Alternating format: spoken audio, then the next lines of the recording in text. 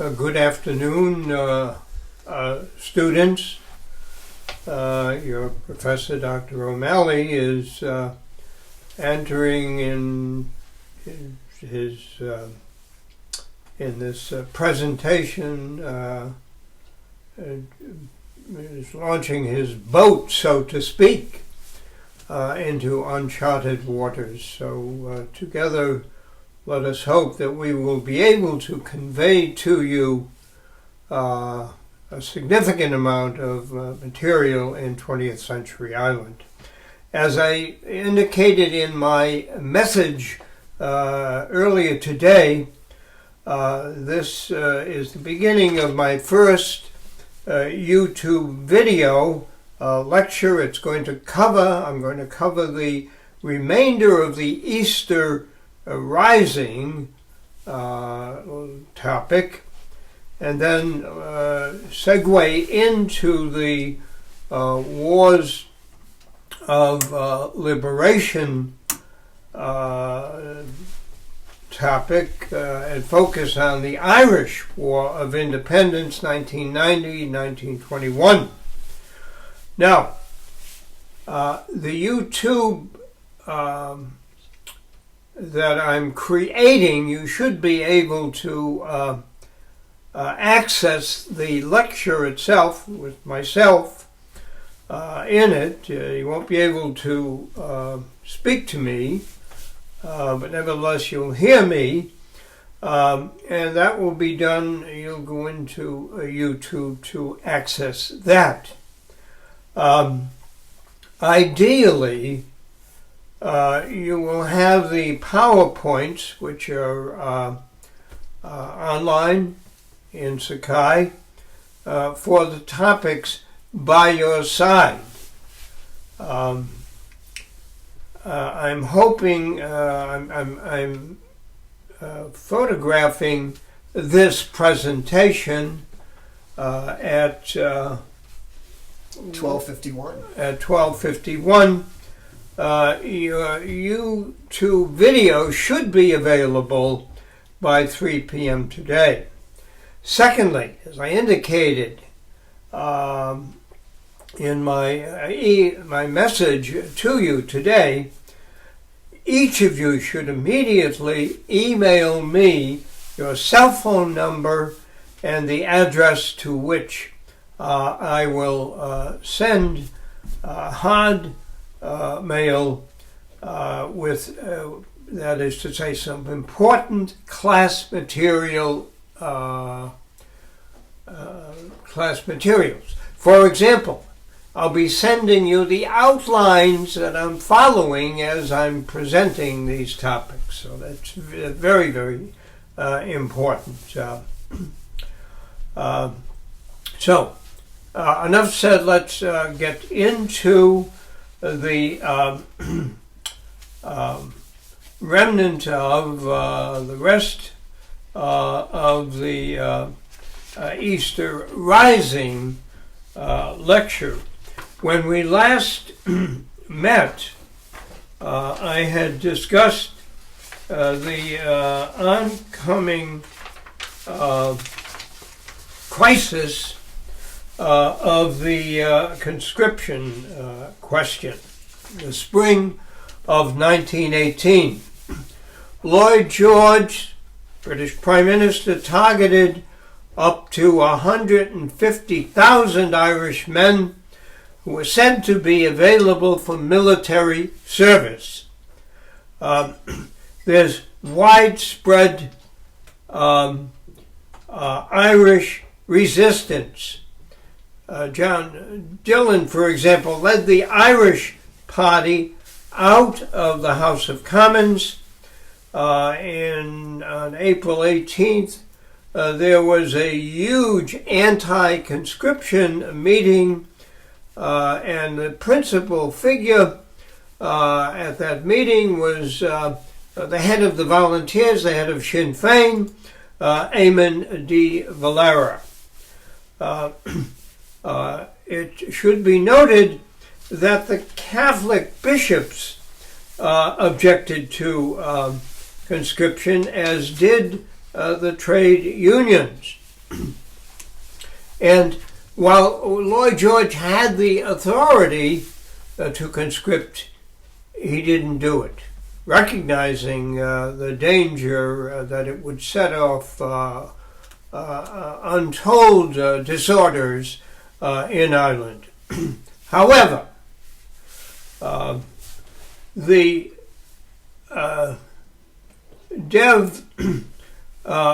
rather I should say, Lloyd George's government did immediately round up Sinn Fein leaders allegedly involved in the so-called German plot in May of 1918. May of 1918 also saw one of those arrested, Arthur Griffith, running for in a East Cavan special election. He won in June of 1918, and the Irish volunteers, their recruits, all the while were coming in by the thousands. By the end of 1918, volunteer recruits had ballooned to about 100,000. The end of 1918 also saw the general election, the so-called khaki election. The first general election since 1910. The 1910 general election saw a coalition government founded or continued under David or Lloyd George, but in Ireland, Sinn Féin won a great victory. 73 of the 105 Irish seats in the House of Commons went to Sinn Féin. The Home Rule Party, Irish Parliamentary Party, was wiped out. It was left with only 6 seats.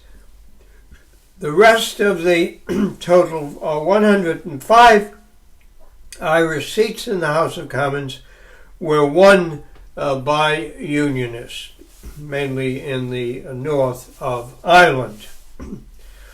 Now, critics would say that Sinn Féin only won 47% of the votes cast, and that 31% of the registered voters in contested constituencies did not vote, but a perfect comeback was and still is that in the 26 counties outside of Ulster, 65% of the votes actually cast were won by Sinn Féin.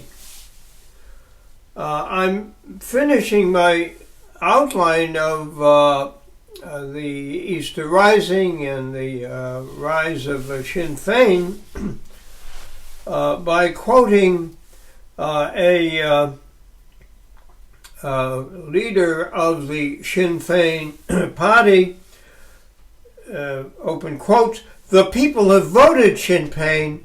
What we have to do now is to explain to them what Sinn Féin is." Okay, now let's go to the next. We're moving to the next outline, the War of Liberation, and we're going to call up, at least so I'll see it, the PowerPoint for the Wars of Liberation, the War of Independence, 1919-1921. Bear with me as I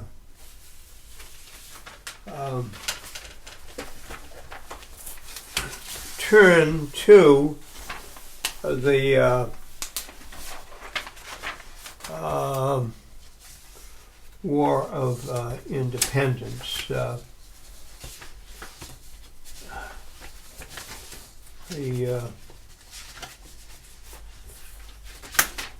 Hold on.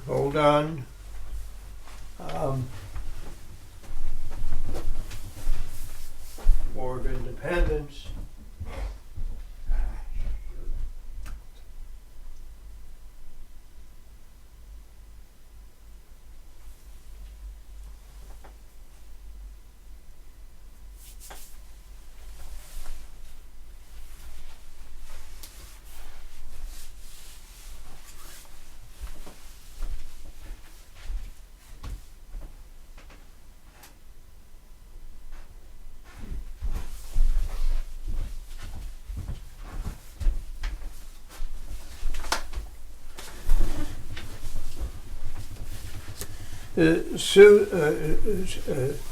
Students, thank you for your patience.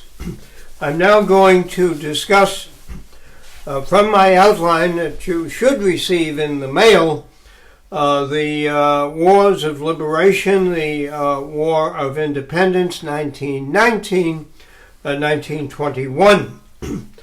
I'll quote here, if Sean Tracy, who would die in the struggle for independence, he stated that if this goes on, we'll have to kill someone and make the bloody enemy organize us. He stated this in late 1918.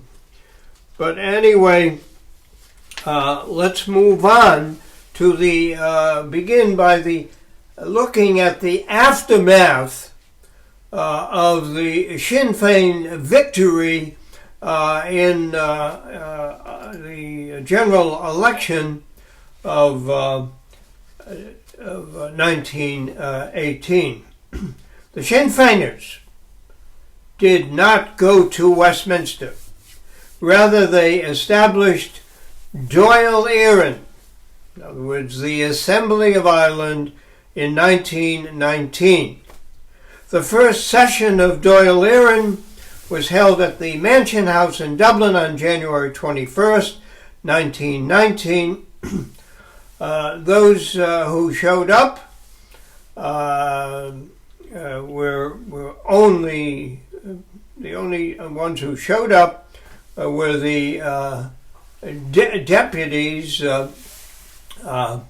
Remember, those who'd been elected to the Westminster Parliament under the label of Sinn Fein. And so instead of going to Westminster, they came to the Mansion House, at least those who were not in jail. At that first session, January 21st, 1919, Cathal Brugha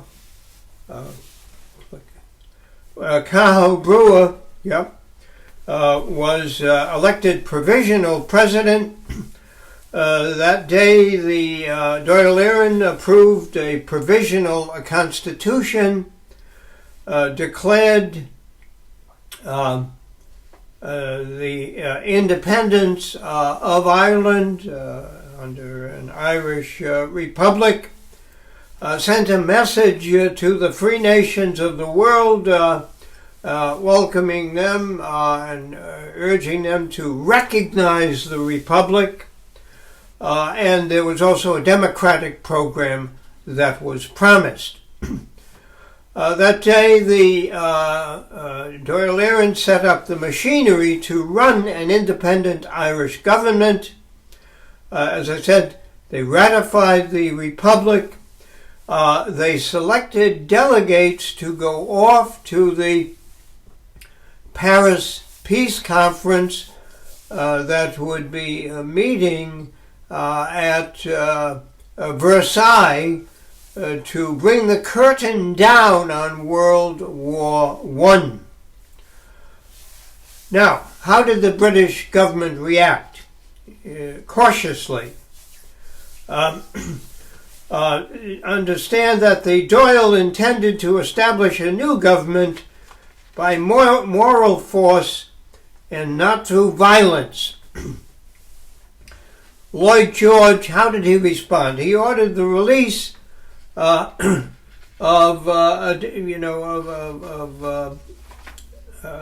internees, Sinn Fein internees who are still being held. And the British government didn't take any action to shut down the Doyle era. In fact, it gathered in a second session on April 1st, 1919. By that time, a cabinet for the Doyle-era government had been chosen, and these are the members of the cabinet. Eamon, that's David Lloyd George, by the way, the British Prime Minister.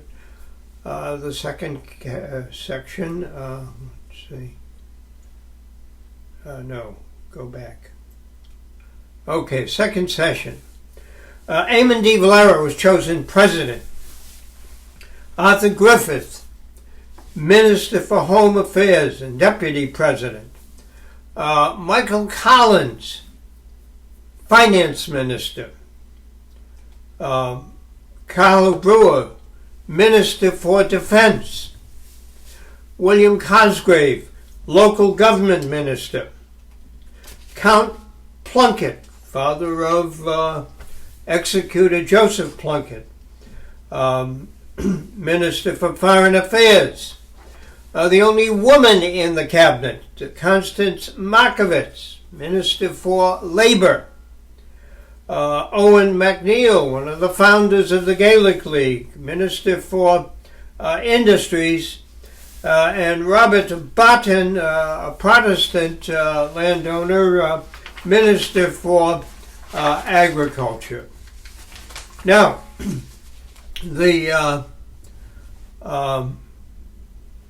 it should be noted that if we go further, go a little further. Okay, go back. Go back. All right. It should be noted that de Valera, even though he's now the official president of the Republic, of the Doyle-Erin Republican government, he did not stay long. He went off on a mission to the United States that would keep him crisscrossing the U.S., advocating for the Doyle-Erin government, the freedom of Ireland, until he returns at the end of 1920. But what shall we say of the government in his, as it went forward from 1919-21, during and then after his return from the United States. Well, the Doyle government had to deal with a financial question. Collins, who had financial experience, Wall Street firm experience in London, Collins raised 358,000 pound loan. He raised the Doyle loan. De Valera collected the equivalent of about £1 million in the United States. Robert Barton founded a land bank, and he also oversaw a land commission that would continue the process of land redistribution, and as we're going to see, the Doyle government also would set up land courts that would adjudicate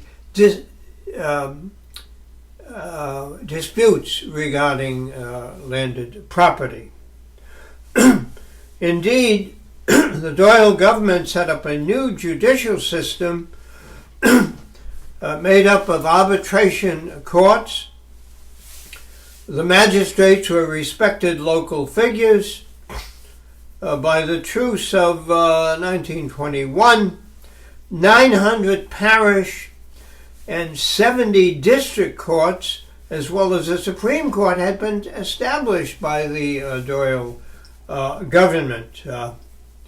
And the Doyle government even set up a Republican police force to enforce decisions of this judicial system.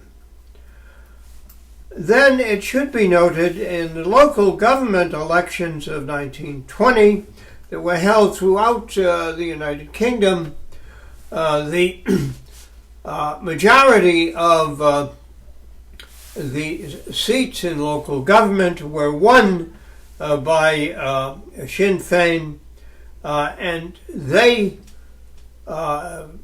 established a loyal relationship not to the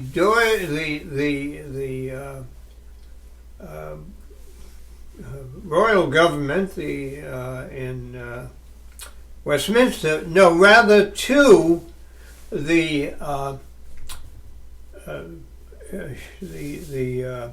Sinn Fein Doyle in Dublin. Let us now, though, move on to the whole question of violence. 1990 saw the emergence of attacks by the volunteers, who increasingly were known as the IRA, Irish Republican Army. Now, to take up this question of violence, two serious questions had to be dealt with almost from the start by the Doyle government. What if Dublin Castle, that is to say, the Westminster government resorted to the use of force? And then secondly, another serious question, who or what body would control the volunteers? Would they be wholly controlled by the Doyle, or would the volunteers have a certain amount of autonomy from the Doyle? That being said, many volunteers, as 1919 opened, believed that further fighting would be necessary. Indeed, in 1918, volunteer activists raided police barracks and private houses, and then on the very day that the Doyle first convened, January 21st, 1919, volunteers, including Dan Breen, Sean Tracy, Seamus Robinson, they engaged in an attack on policemen, members of the RIC, and there were deaths. And that, of course, meant that the authorities, spearheaded initially by the Royal Irish Constabulary, were on the lookout for Robinson, Breen, Sean Tracy, and Michael Brennan. Now, it should be noted that Brewer, as Minister for Defense, wanted the volunteers to be the military arm of the Doyle. And there did develop early on an animosity between him and Michael Collins. Michael Collins was Minister of Finance, but he was also Adjutant General and Director of Organization of the Irish Volunteers. He's wearing all kinds of hats simultaneously. And Collins did not want the volunteers to be exclusively run by the Ministry of Defense under Cahill Brewer.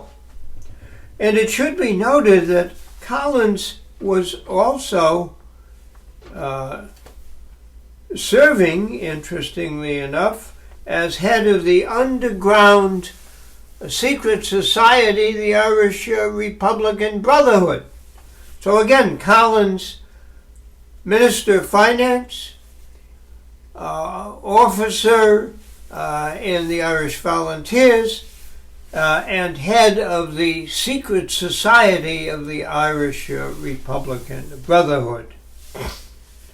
Now, the Doyle government, in an effort to rein in the freedom, the absolute freedom of the volunteers, did in August of 1919 institute an oath of allegiance that they had to be taken to the Doyle, and that was somewhat controversial. But be that as it may, the attack on January 21st, 1919, in Soloheadbeg, County Tipperary, would be the first of an increasing number of attacks that would last, at least in phase one of the war, until the spring of 1920.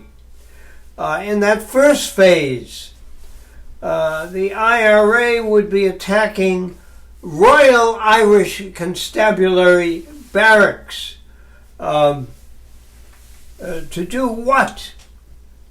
To paralyze the National Police Force, but also to, in the process, secure weapons. Also attacked and put out of business, destroyed, were police huts and patrols, to the point where, as we move into the spring of 1920, the Royal Irish Constabulary is gradually withdrawing from isolated police posts in the countryside. Also, as 1919 segued into 1920, Collins would organize counter-espionage elements. He organized a counter-espionage network. He had members of the Dublin Metropolitan Police Force who were sympathetic to the Doyle and the volunteers. So they were working on the inside in the Dublin Metropolitan Police Force, and Collins set up an assassination squad, so-called, that would eliminate leading detectives in the G Division of the Dublin Metropolitan Police Force. Also, by the end of 1919, the volunteers were not only attacking policemen, they were also mounting attacks on British military units in Ireland. And they even launched an attack on the Lord Lieutenant, on the Viceroy, Lord French. That failed. French had, of course, been the major commandant on the Western Front in the course of World War I. Now, how is the British government of Lloyd George reacting to this escalating violence? The British government views was, Lloyd George's view was that these attacks were civil disorders created by, quote, a murder gang. Now there's the Lord Viceroy Lord French's vehicle.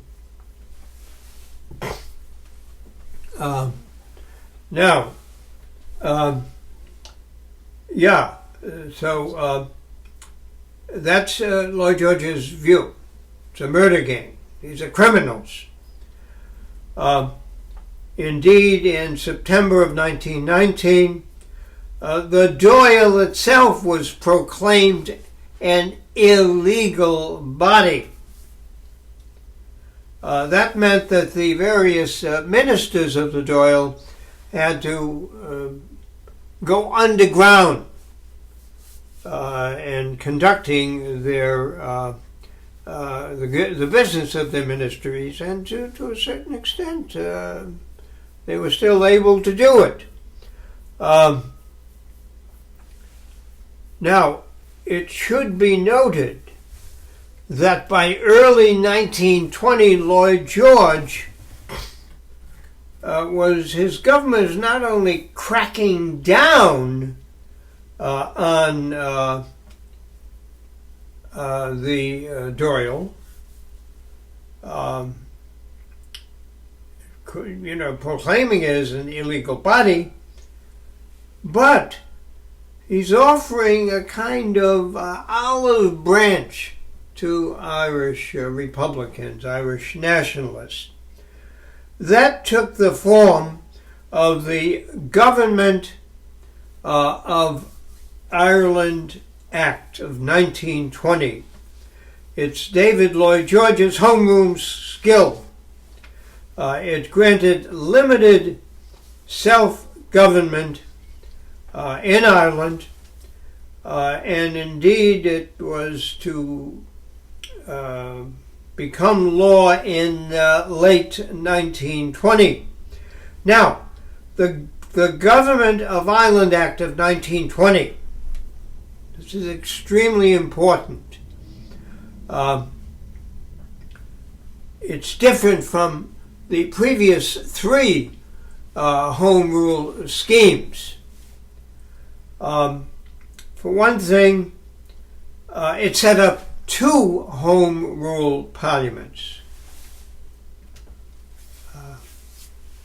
Go back. One for the six more unionist counties of Ulster. That subordinate parliament would be installed at Belfast. The other 26 counties would have their own subordinate parliament centered at Dublin. And under the Government of Ireland Act 1920, there was to be established the Council of Ireland, whose powers would be gradually increased, and that would serve as the basis for the unification of Ireland, but still Ireland as part of the United Kingdom. Now, how was the Government of Ireland Act received? No one in Ireland welcomed it. The Ulster Unionists took as a permanent solution the establishment for them of the six-county Belfast Parliament. They didn't want any part of a movement into reunification. And it should be noted that the Unionists, of course, hated the IRA. Indeed, that 1920 saw a burst of sectarian rioting in Belfast. What do we mean by sectarian rioting? In other words, between the Unionists, paramilitaries, and the armed Republicans, the Nationalists, the IRA in Belfast. A holy war in Belfast was once again erupting. Now, something else here.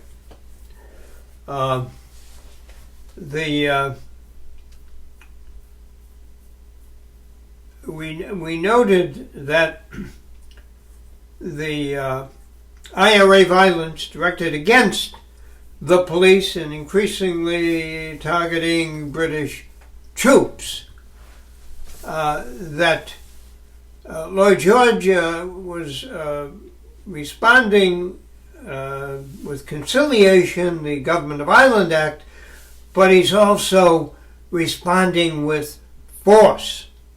And that took the form of the Black and Tans in 1920. These Black and Tans were to augment the diminishing Royal Irish Constabulary. The Black and Tans were English police recruits. They began to arrive in Ireland in March of 1920. Many of them were veterans of World War I who were unemployed. They were paid 10 shillings a day. They were known by the Irish as the Black and Tans because there were insufficient full police uniforms to clothe them. So the uniforms were a mix of dark police uniforms and khaki army uniforms. Also, Lloyd George's government established the auxiliaries, or the Auxies. They were created in August of 1920 to supplement the Royal Irish Constabulary and to supplement the Black and Tans. They were more of an elite commando type force.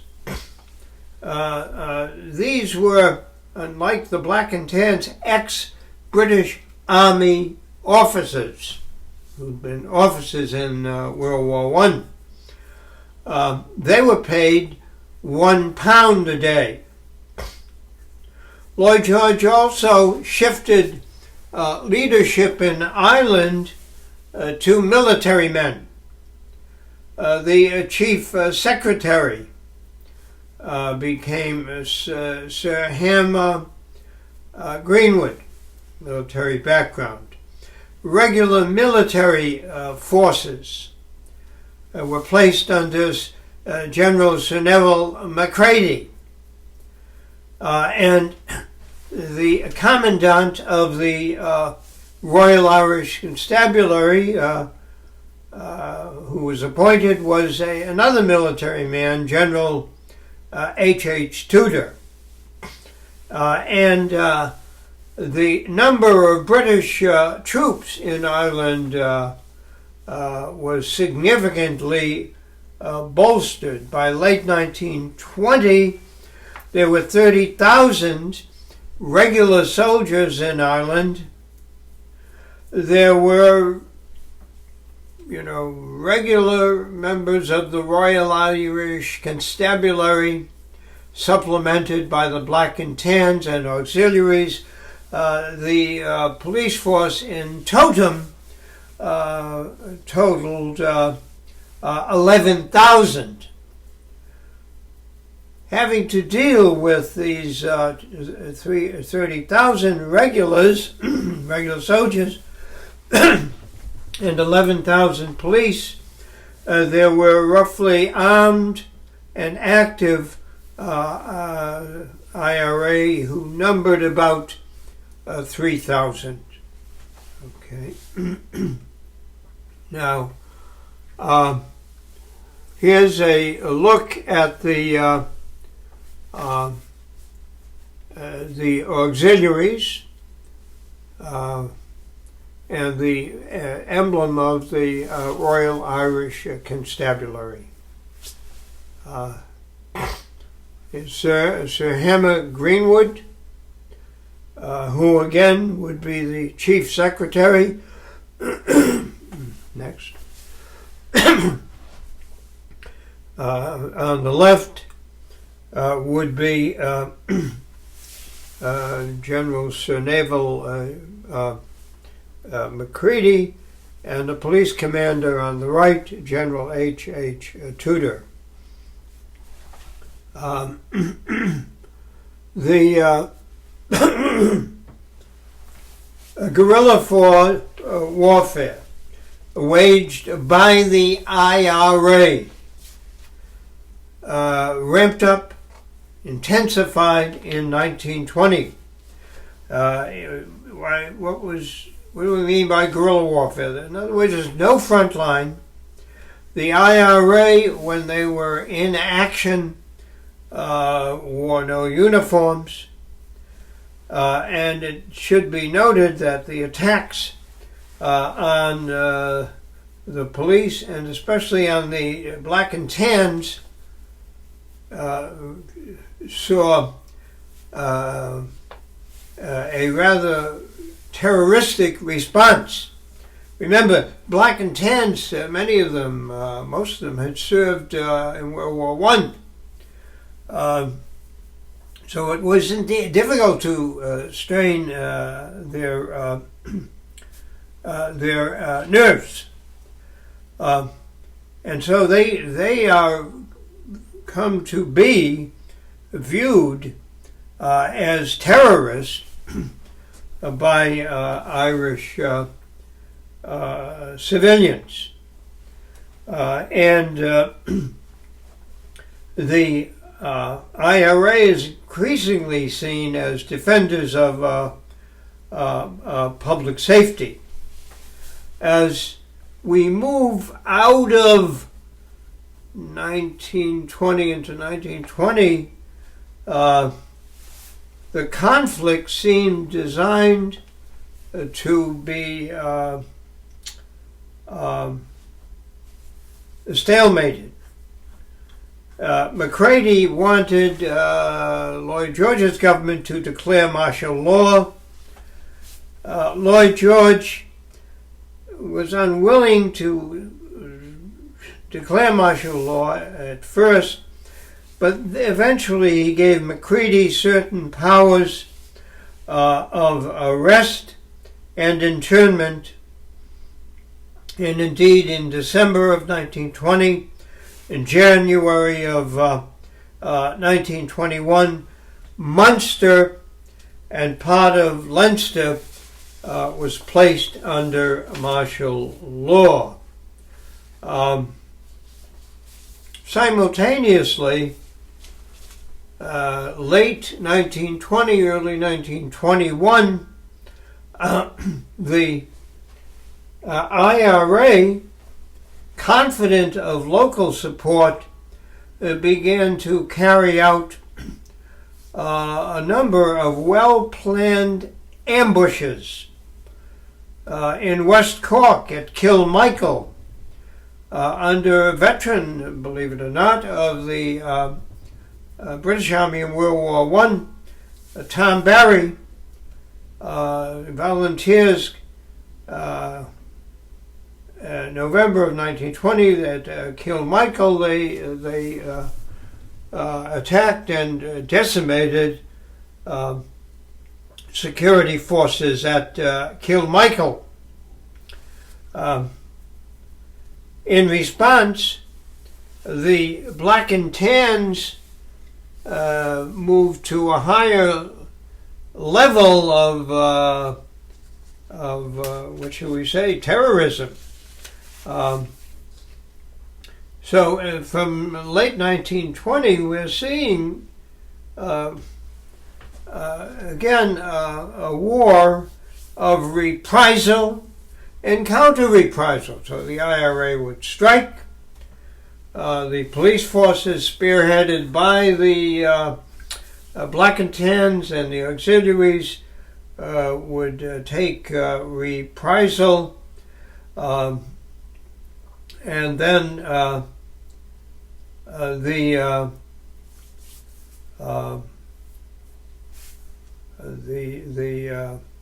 IRA would intensify their action against security forces. We see this kind of tit-for-tat a pattern again emerging in late 1920. It resulted in such attacks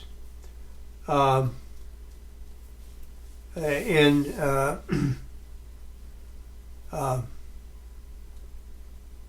the people of Brigham, and here's a memorial to several local folks, Seamus Lawless and Sean Gibbons, and who suffered a loss of life in Brigham. There came to operate within the Royal Irish Constabulary an anti-Sinn Fein gang.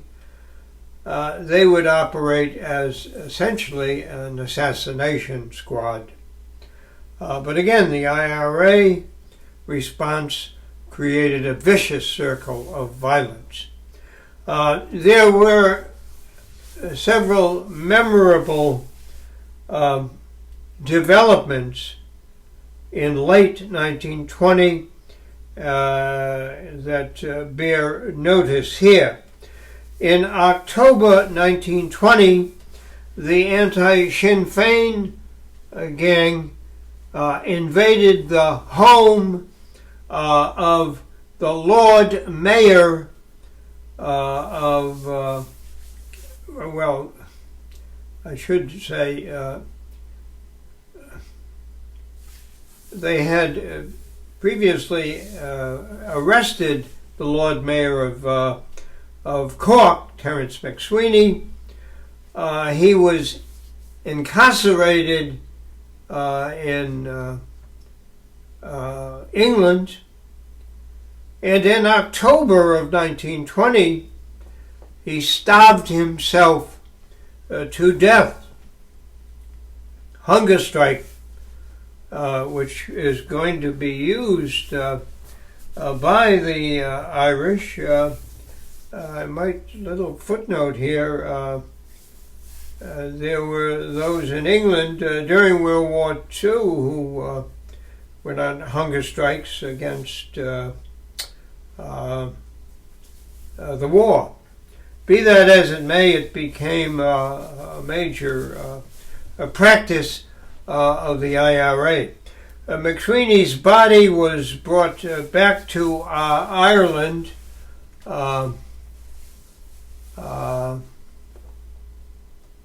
Let's see, move forward. Hold on, go back. Yeah, there's McSweeney, and his death by hunger strike gave a huge boost of sympathy worldwide to the Irish struggle for independence. In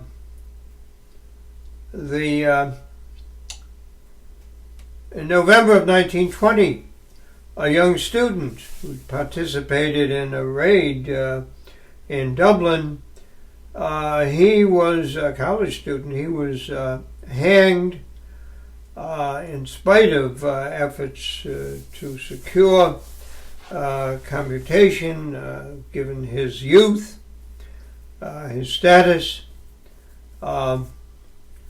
In November 21st also, there was Bloody Sunday, in which the squad of Collins fanned out, known as the 12 Apostles, and assassinated designated British agents. In some instances, in practically all instances in their lodgings, some instances before their loved ones. That was known as Bloody Sunday. That very day, the Black and Tans retaliated by killing members of the crowd at Croke Park, where a major match of the Gaelic Athletic Association was taking place. Also, in December 11th, 1920, there was a burning of Cork City Centre. Now, some further commentary about the kind of guerrilla warfare waged by the IRA.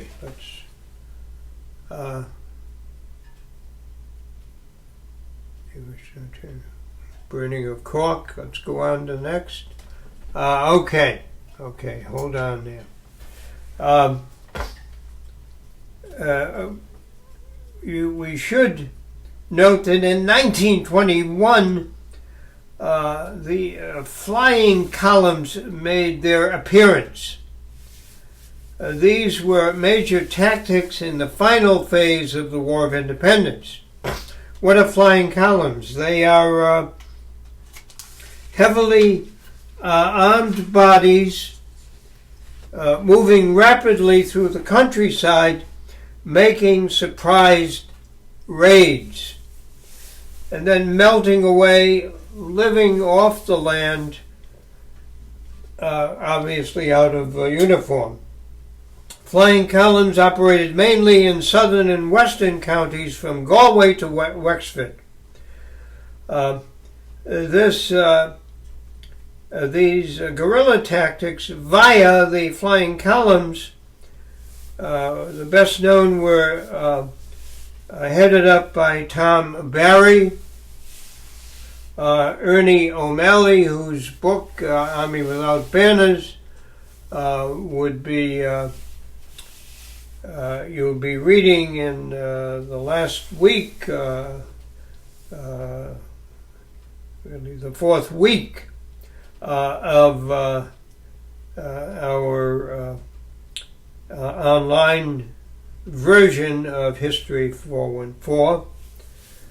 Michael Kilroy and Liam Lynch. Now, Collins, who's really the head de jure, de facto of the IRA, he allowed these flying columns a free hand as they attacked security forces in the countryside. Now,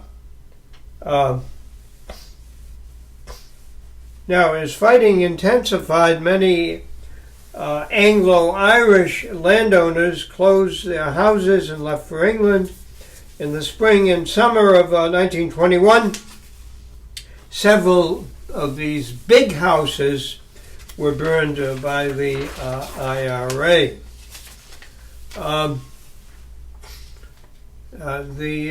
In hopes of making their estates available for redistribution, possibly. By 1921, though, it should be said that Republican Ireland was on the run. The Dáil, local courts, Republican local councils, elective councils were all driven underground. But that being said, British government agencies were being boycotted by the bulk of nationalist Ireland. By the way, though, what we have when De Valera returns, he resumes his authority as president of the Republican government, and he orders the burning of the customs house in Dublin by the IRA, May of 1921. Destroyed a good number of documents of interest to historians of modern Ireland, and it saw the lives or the incarceration of a number of skilled IRA activists, which much troubled Collins, but it did, I think, signal the government that the IRA, at least on the face of that attack, wanted to continue to fight. Now, something else I want to take up as we move through 1921. The general election of May of 1921 in Ireland was the first one under the Government of Ireland Act of 1920. Remember that with that there'd be two separate elections, one for the Northern Ireland government, parliament, and the other for the 26 county Dublin Parliament. How did Sinn Fein respond to the election? They fought the election. There was actual voting in the southern part, in the 26 counties, only in Dublin University constituency. But the other 124 seats in the 26 counties were contested by the Sinn Feiners, but no other candidates run for the 124 seats that were established by the Better Government of Ireland Act. And what did those 124 Sinn Feiners do? They established the second Dáil Éireann. Now, the second Dáil Éireann was larger. Its membership younger, more militantly Republican. The Parliament under the Home Rule Charter, under the Government of Ireland Act, I should note, met on June 28, 1921. No one was there except a few deputies who were elected for Dublin University constituency. David Lloyd George, frankly, was facing the prospect of extending martial law in Ireland. Now, what happened in the 6 counties? The election to the Northern Ireland Parliament. That was held. Seats were contested.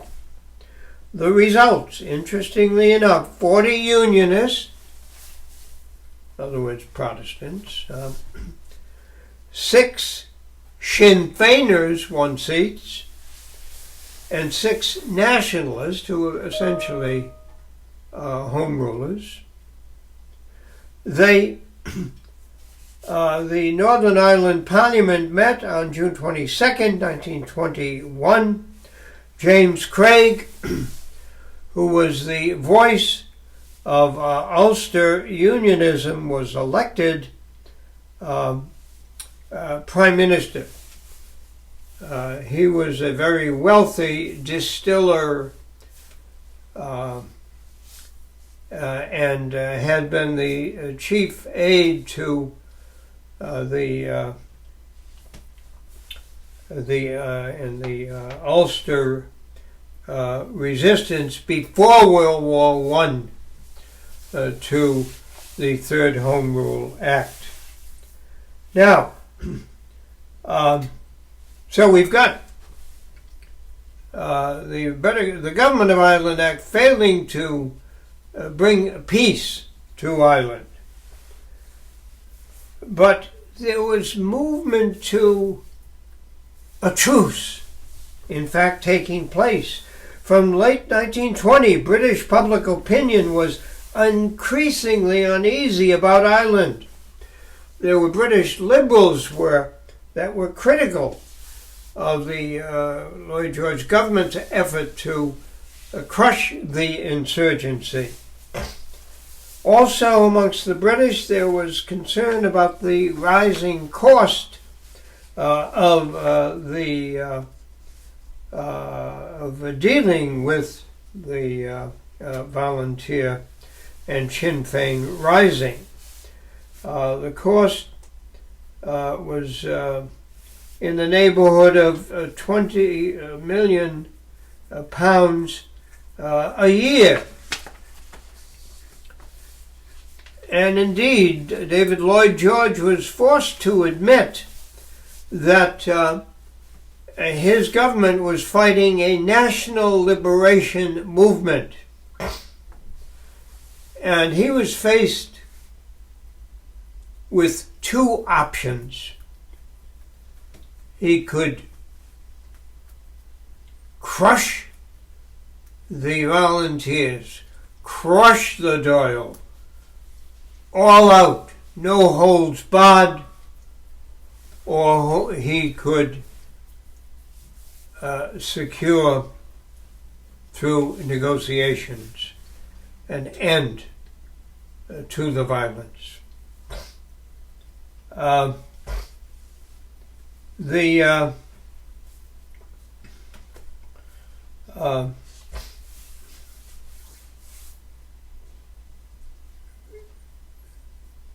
The key military advisor to Lloyd George really did want a speedy settlement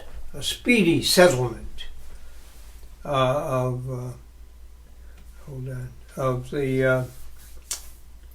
the conflict. And what about in Ireland? There's a growing desire for peace in Ireland. The majority of nationalists were becoming war weary. Yes, they wanted Irish autonomy, a substantial Irish autonomy, but they were, getting war weary of having to deal with Black and Tan and auxiliary terrorism and regular British troops invasions of their tranquility. And it should be noted that Southern Unionists who were a distinctive minority in the 26 counties, they wanted a settlement. They saw themselves ultimately losing out if the violence continued. The Northern Unionists, for different reasons, wanted peace. They wanted to go full forward with their autonomous government, which was already established at Belfast. Now, in May of 1921, there were some conversations between James Craig and de Valera, but nothing significant came of that. And it should be noted that Collins, the leadership of the IRA, did recognize that the IRA was in a shaky condition, in securing arms and having to deal with the massive number of security forces in Ireland. So all around, it did seem there was a stomach for a desire for negotiations and a settlement. Lloyd George certainly signed on to negotiations. His government, he are willing to talk to representatives of the Dáil. But who does he want to discuss the settlement with? Primarily de Valera, not Collins. Collins was known as the head of the assassination squad. So Lloyd George wants to now go forward with a political solution. He drops an early objection to negotiating on equal terms with the rebels. It should be noted that the government's principal agent in contacting the Dáil government was Alfred Cope. He was assistant undersecretary at Dublin Castle. In other words, the Westminster government's administration in Dublin. Also, as an unofficial agent, pushed down, was Jan Smuts. Rather unlikely.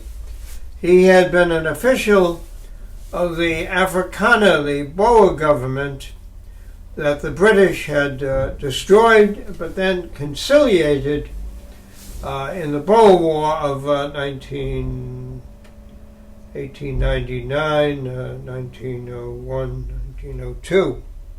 1902. And Smuts will become a major official of the Union of South Africa that was established as a Dominion government. Also acting as a facilitator was King George V, the king who gave a speech on June 22nd, 1921, at the opening of the Northern Ireland Parliament. It was an invitation to the insurgents, to the Dáil government, to negotiate. and rebel and cease rebellion.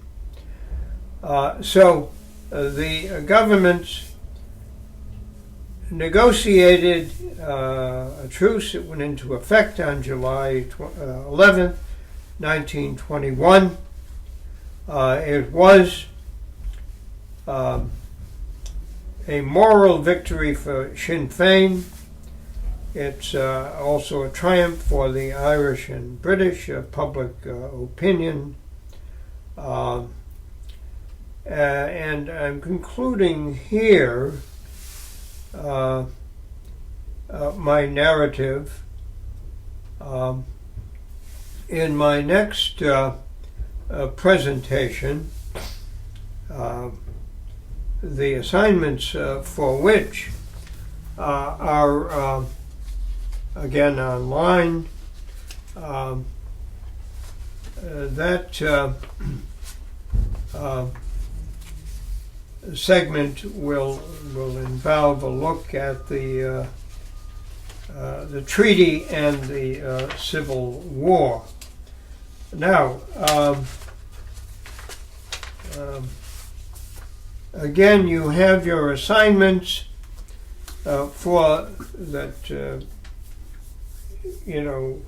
For this week of March 18th, March 19th,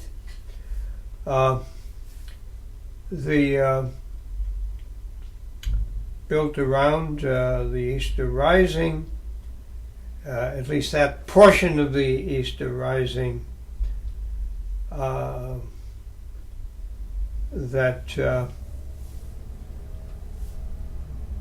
the whole of the Easter Rising. Now, what do you have to produce? A 2-page outline of Gibney, pages 187, 196. Produce a 1/2-page outline of the PowerPoint, the Easter Rising and Sinn Fein. And then, for the War of Independence, produce a detailed 2-page outline of Gibney, pages 196 through 199, and produce a 1/2-page outline of PowerPoint on the War of Independence. And you will then we have an assignment date, I believe, for the 29th. Go online. It should, for the assignment, it should list a date for a submission, and it should be submitted through Sakai. Now again, for me to answer any questions you have, certainly you can reach me through my Providence College email. But again, I want you to send me your cell phone number and your a mailing address number during this online instructions segment during these weeks, late March and early April. Because the material I will be sending you will be extremely helpful as we move forward. So I'm signing off. Thanks for your attention, and I assure you that every consideration will be given to you as we move forward. You're a grand crew. You've entered the course determined to learn something. I'm sure you will, and I'm sure that grade-wise, if you take seriously what we're asking you to do in these online weeks, I'm sure that when we return, you'll move smartly into a very positive outcome, I should say, an outcome for the course. God bless.